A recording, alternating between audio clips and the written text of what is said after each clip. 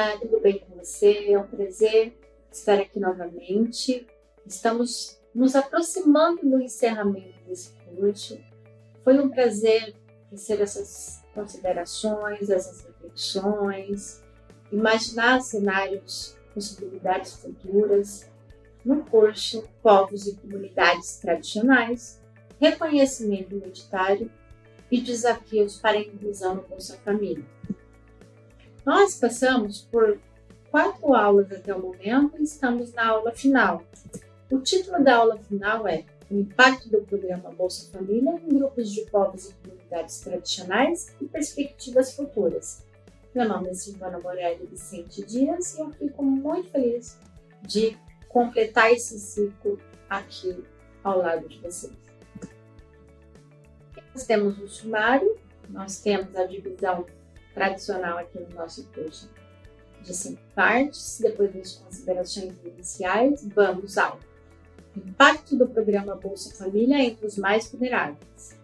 Depois, o impacto do Bolsa Família para povos e comunidades tradicionais, no caso dos povos indígenas. Aqui eu trago uma experiência para a nossa reflexão. Depois partimos para as perspectivas futuras e encerramos com as considerações finais, descendo aí uma reflexão que faz um apanhado de todo esse conjunto. Aqui eu trago uma imagem autêntica que fez parte de uma reportagem do Estado de Minas, publicada em 12 de janeiro de 2018, intitulada BH reconhece 3 comunidades quilombolas como patrimônio cultural. E aqui nós temos a imagem de uma comunidade quilombola ali na cidade, né? E a gente pode perceber o como que essas pessoas, possivelmente aqui pelo que nós conseguimos enxergar, vivem em comunidade, tem um verde muito presente dentro dessa terra, dentro desse território. Considerações iniciais que vamos abordar. Qual é o impacto que o Bolsa Família, ao lado de outros benefícios sociais, tem tido na vida de grupos de povos e comunidades tradicionais? Como a escolarização adequada pode contribuir para a formação de novas lideranças e para proporcionar a igualdade de condições para os mais jovens nos sistemas de ensino? E também queremos discutir perspectivas futuras para esses povos, desde a promoção do desenvolvimento sustentável até a participação nas instâncias de poder decisório. Nesta aula, os objetivos são refletir sobre o impacto do Bolsa Família, bem como de outros benefícios sociais, aos povos e comunidades tradicionais, analisar como a escolarização adequada alimenta um ciclo virtuoso para todos e indicar perspectivas futuras para a vida dos grupos pertencentes aos povos e comunidades tradicionais, valorizando o cuidado com o meio ambiente e a participação política. Seguimos então para a seção de número 2, que apresenta impactos do programa entre os mais vulneráveis. Falaremos aqui de modo geral e depois nós discutiremos um caso particular ou casos particulares. Eu indico aqui um vídeo que eu acredito ser bastante interessante, porque traz a vivência, a experiência de pessoas que foram beneficiadas pelo Bolsa Família. Ou seja, uma coisa é ouvir alguém falar, né, sobre uma experiência de outro. Outra coisa é você observar como que essas pessoas se expressam, como elas se mostram contentes, né, de verem, de cuidarem e de terem uma vida mais digna, uma alimentação mais adequada, poderem comprar o material escolar para os seus filhos, poderem ter uma roupa adequada. Tudo isso é impactado e isso mexe muito com a autoestima e é uma questão de... É um direito fundamental de todo cidadão, né?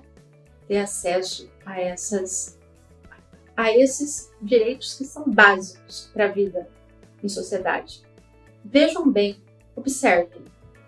É dever de todos nós buscarmos essa possibilidade, né, de uma vida mais justa para todos. Aqui nós temos uma imagem que foi produzida, foi na verdade divulgada no contexto do que não fazer no Dia do Indígena. De qualquer modo, o que eu quero que vocês observem. É importante que as pessoas, que esses povos, que esses grupos estejam na escola. Estar na escola não significa que individualmente eles terão almejarão, né, um benefício que seja individual. Muitos deles estão ali, permanecem na comunidade, trazem esse conhecimento e esse reflexo do que aprenderam, do que viveram, do que tiveram como experiência para o próprio grupo. E isso é importante para que o grupo também se renove, para que o grupo articule, busque os seus direitos, que consiga fazer frente aos grandes poderes, né, que fazem com que eles fiquem cada vez mais recuados. Então, o movimento contrário, a gente consegue fazer um movimento contrário muito combativo, né, muito forte, uma resistência muito firme quando a educação caminha junto. Como é o Bolsa Família entre os mais vulneráveis? Aqui eu vou trazer elementos que foram selecionados, né? Que foram colocados aqui a partir de estudos. Esses estudos estão, inclusive, no final dos nossos slides. Em linhas gerais, o Bolsa Família em 2023 foi recriado com um valor mínimo de R$ 600 para todas as famílias. Mas se a família tem crianças até 6 anos, essa família recebe um adicional de R$ 150 por cada criança.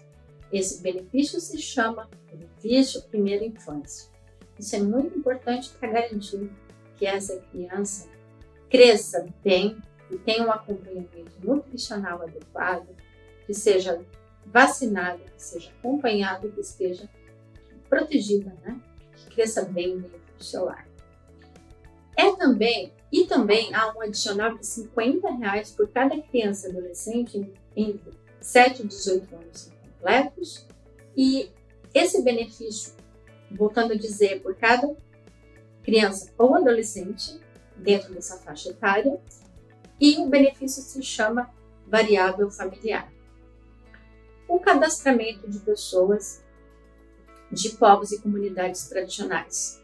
Visibilização às políticas públicas. Isso é muito importante. Eles precisam se tornar visíveis, o governo precisa enxergá-los. E esse cadastramento possibilita a inclusão social, a segurança alimentar, o respeito às diversidades, as identidades culturais desses grupos. Sabemos que o Brasil saiu do mapa da fome em 2014, porém, dados divulgados pelo IBGE em dezembro de 2022 indicam que, entre 20 e 21, o Brasil passou a ter 29,4% da sua população abaixo da linha da pobreza e 8,4% da população abaixo da linha da extrema pobreza. Isso foi uma verdadeira catástrofe. Portanto, o Brasil voltou ao mapa da fome em 2021.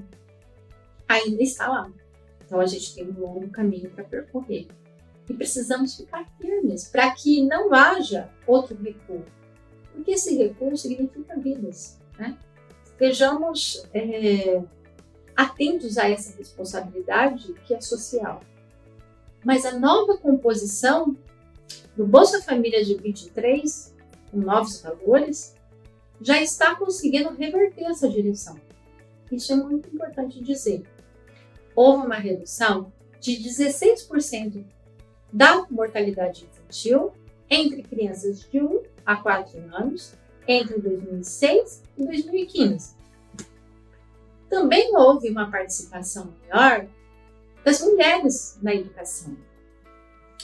A redução da desigualdade regional foi palpável. Entre 95 e 2006, a essa redução foi da ordem de 14,8%. Isso é muito importante. Isso é distribuição de renda entre todas as regiões, né, que são mais vulnerabilizadas dentro do nosso país. Houve uma melhora nos 12 indicadores de insegurança alimentar, ou seja, houve um maior acesso a alimentos mais nutritivos. O efeito multiplicador do PIB também foi palpável. Segundo o estudo de Marcelo Neri, Fábio Monteiro Vaz, Pedro Herculano de Souza, o efeito multiplicador no PIB foi da ordem de 1,78.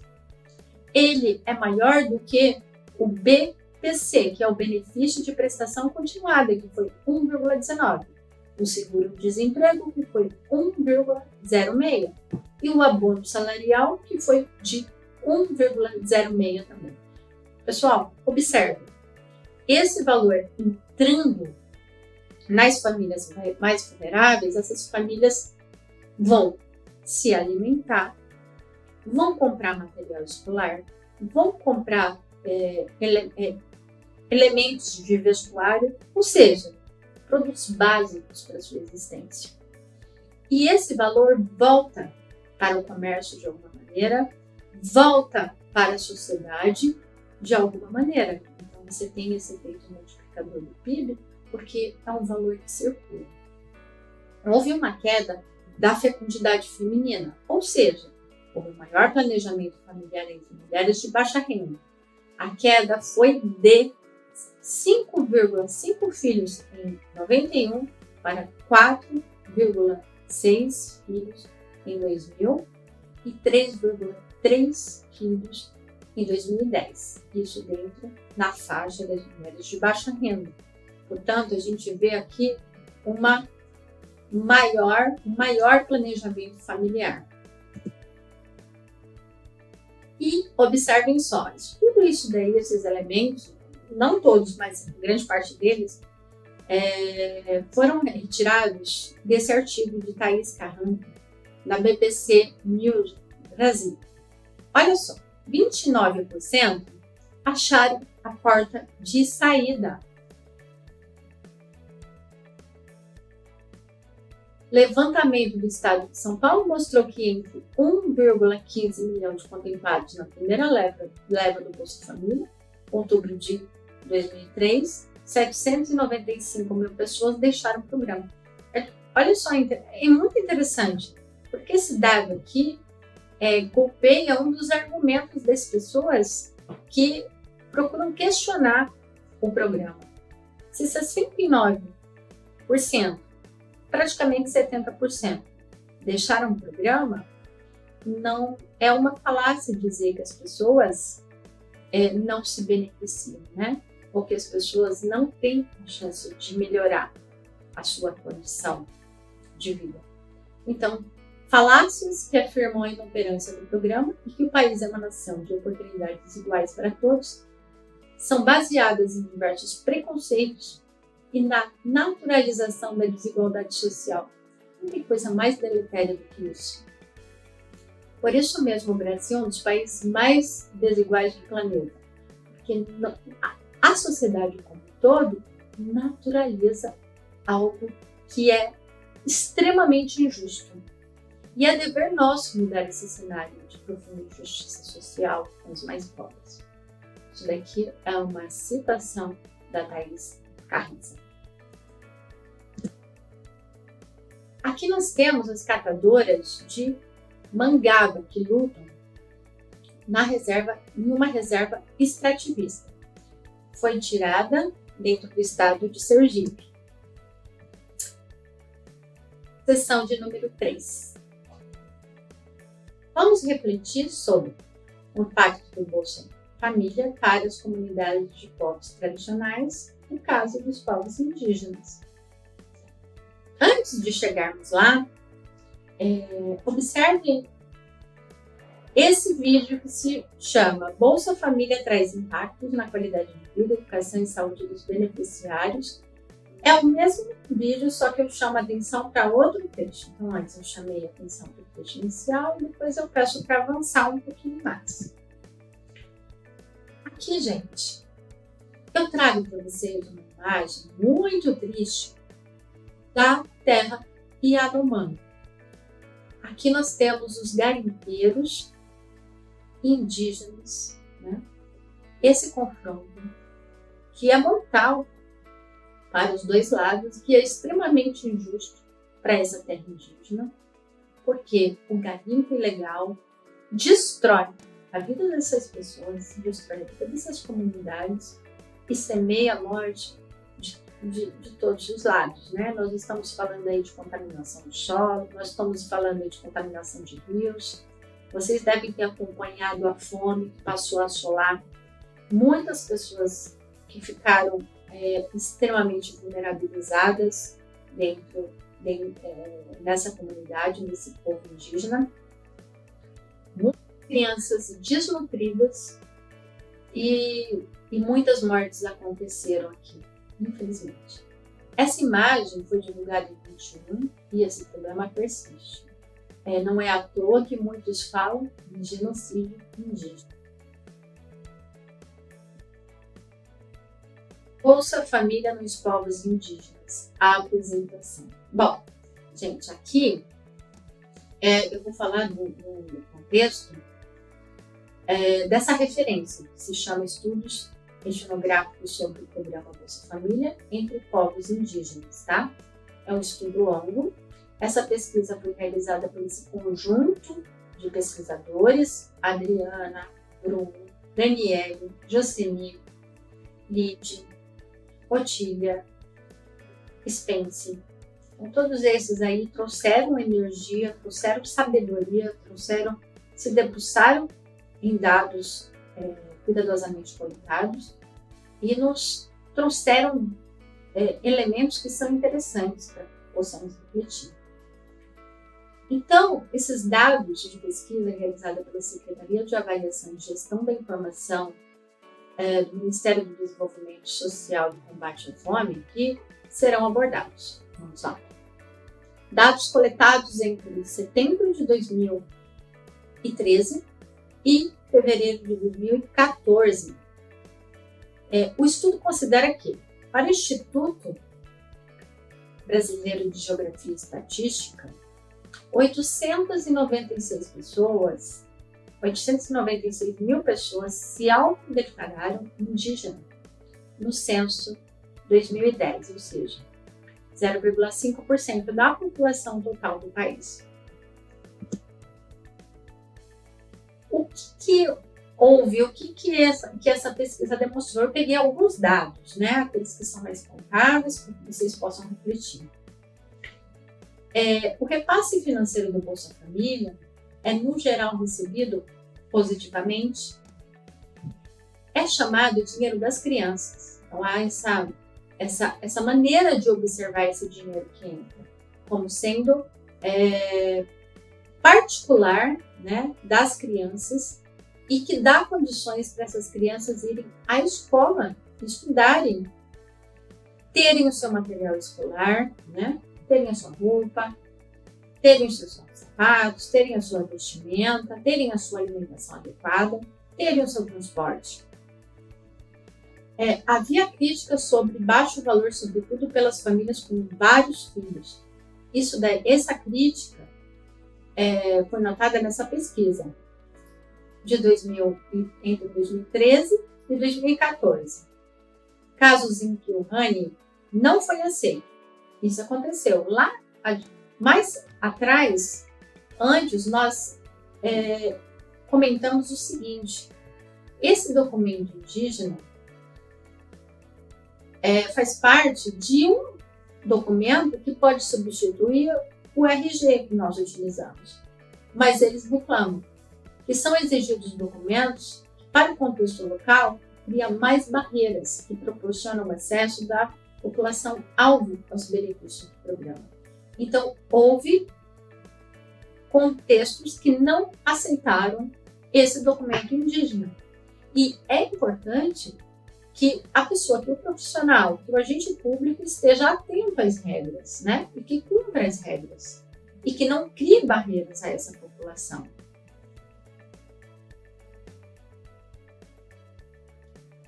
pouco mais adiante, sobre a condicionalidade escola, ou seja, existe uma condição para a família receber esse auxílio.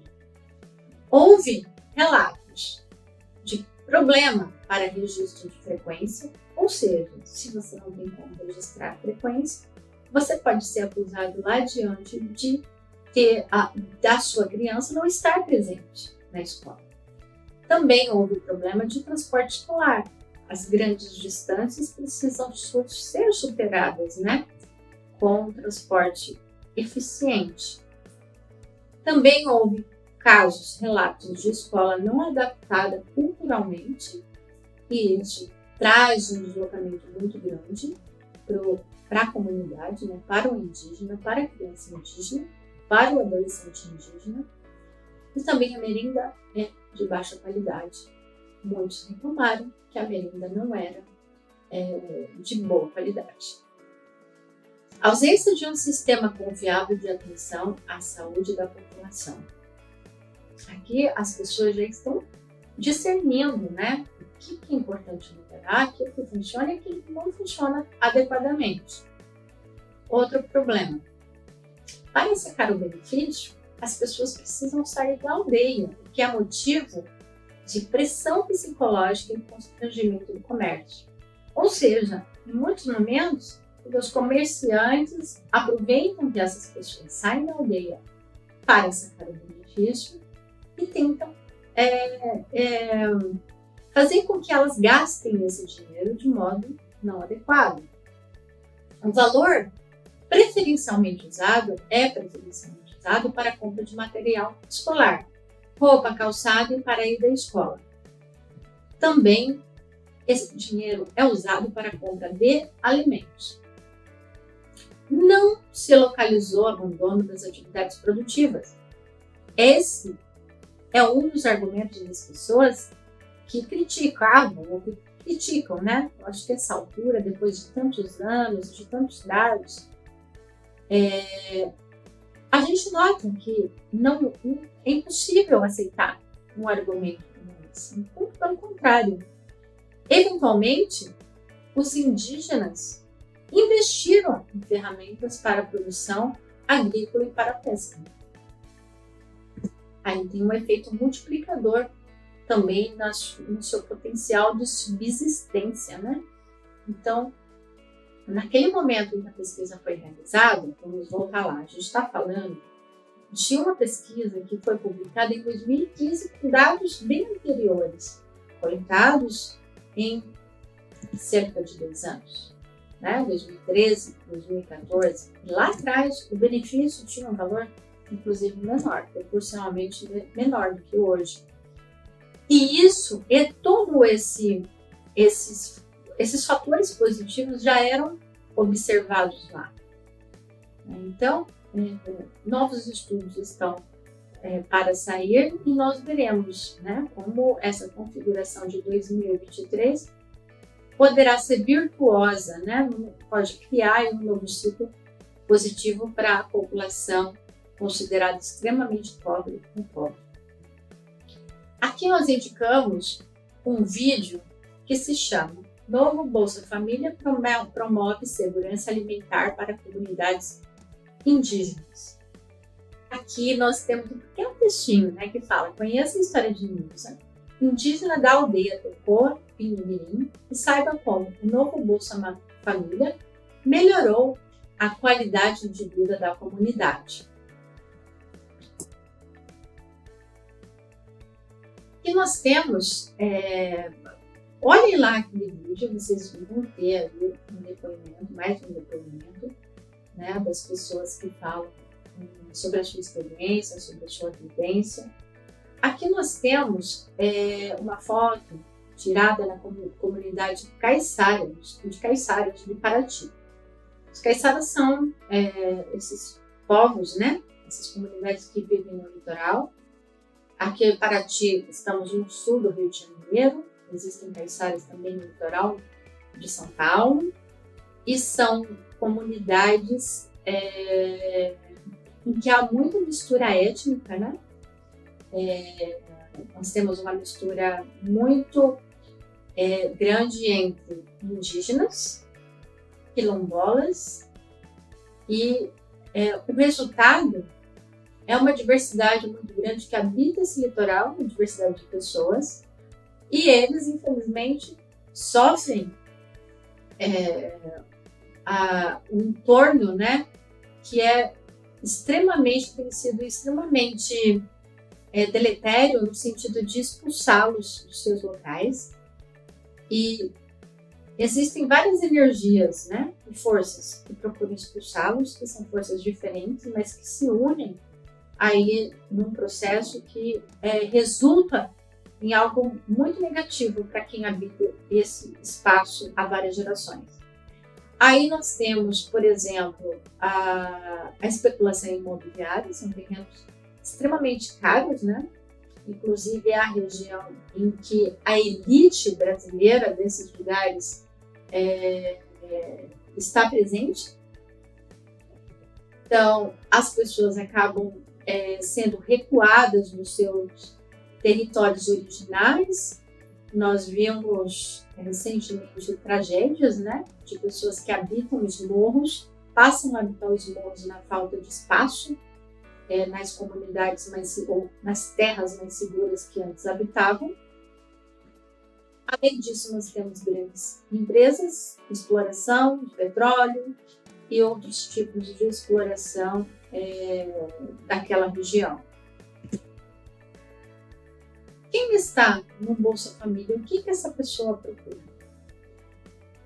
Essa pessoa está no Bolsa Família e almeja, no geral, desenvolvimento socioeconômico, ela quer progredir, ela quer autonomia financeira, ela quer e ela merece autonomia financeira, é o modo da gente distribuir uma riqueza que pertence ao país.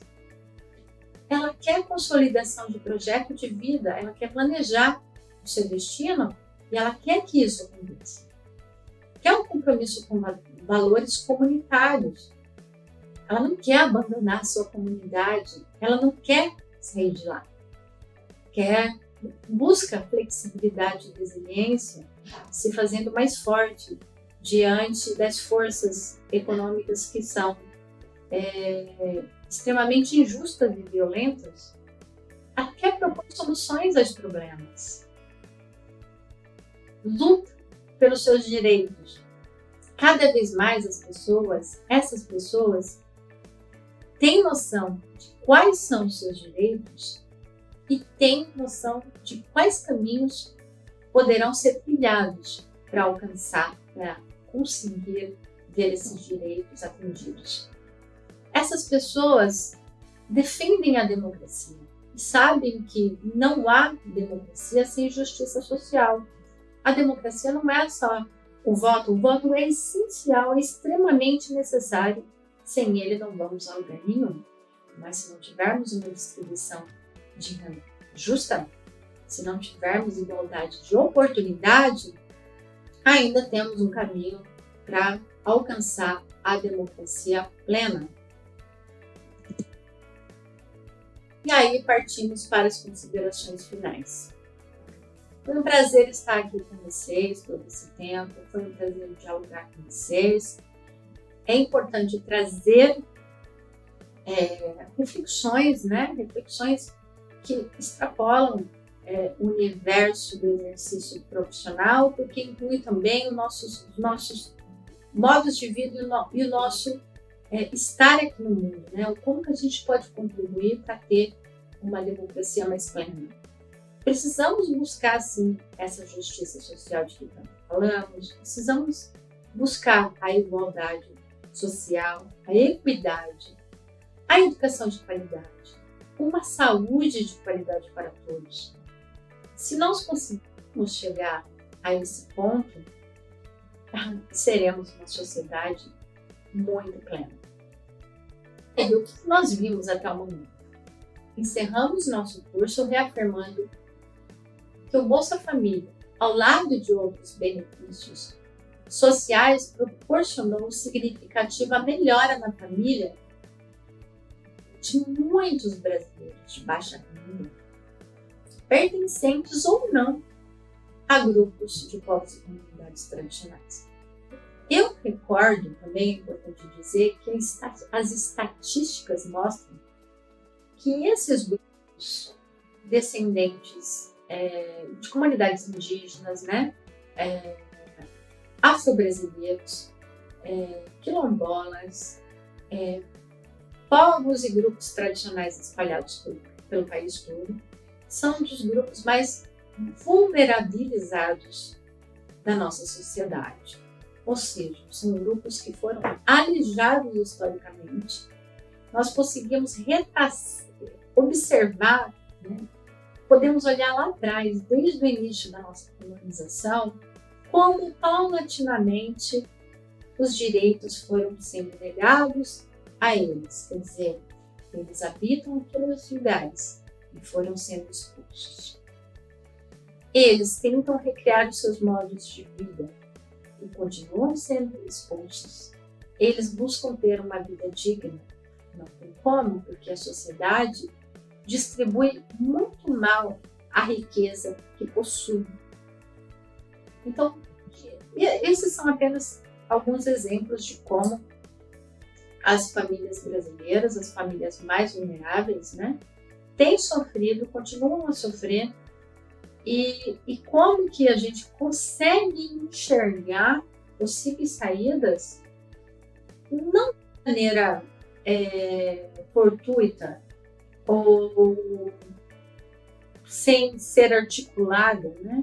Pelo contrário, precisamos de políticas públicas, né? Aí está a posição do Estado. O Estado precisa se colocar como um indutor de crescimento e de distribuição de renda.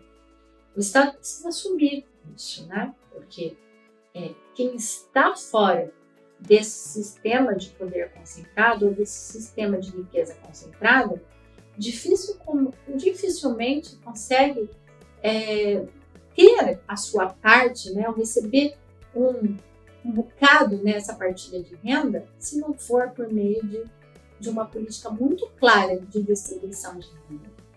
E aqui nós temos condicionalidades do Bolsa Família que são fundamentais para que essas populações se fortaleçam.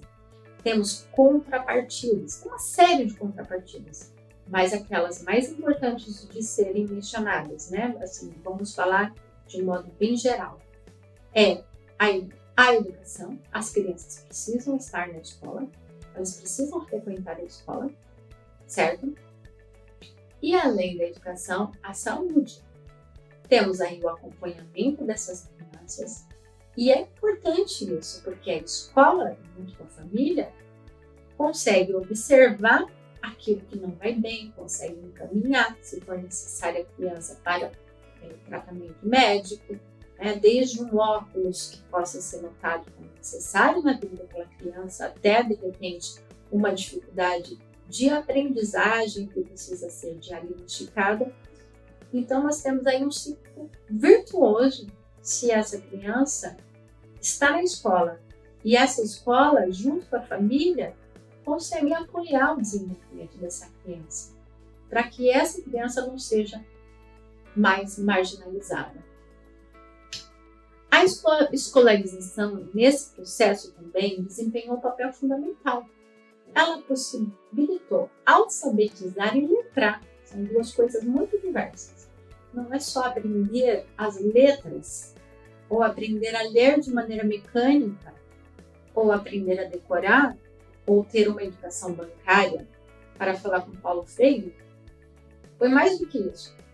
A escolarização dá elementos, dá ferramentas para que essas crianças, esses jovens e esses adultos que já são egressos do Bolsa Família, né, desde dos primeiros anos, para que eles saiam, para que eles pudessem sair como pessoas letradas. E quando a gente diz letradas, a gente está falando do ponto de vista de práticas sociais, ou seja, essas pessoas podem atuar socialmente na comunidade, elas podem viver ativamente, elas podem conquistar direitos, elas podem reivindicar, elas podem procurar o exercício da política.